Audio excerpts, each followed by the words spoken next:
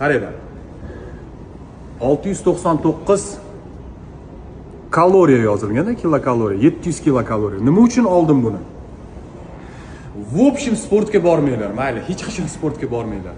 Lekin inson uchun kunlik norma kilokaloriya bordi, maksimalni 2500 kilokaloriya. Mana shu ilova orqali shu kilokaloriyani o'lchab, bir kunda 2000-2500 lik ovqat yeb turib, ko'rib turib, umuman sportga bormanglar, inson semirmaydi. Chunki gaplashishimiz ham, yurishtirishimiz ham kardio, bu ham sport. Ayniqsa g'iybatlashishimiz. O'shaning uchun mana shu предложениeni xohlasanglar skachat qilib olib, dunyoning любой точкasidan 2500 kilokaloriyagacha urib nafsi tiyinglar, inson semirmaydi. Bo'ldi.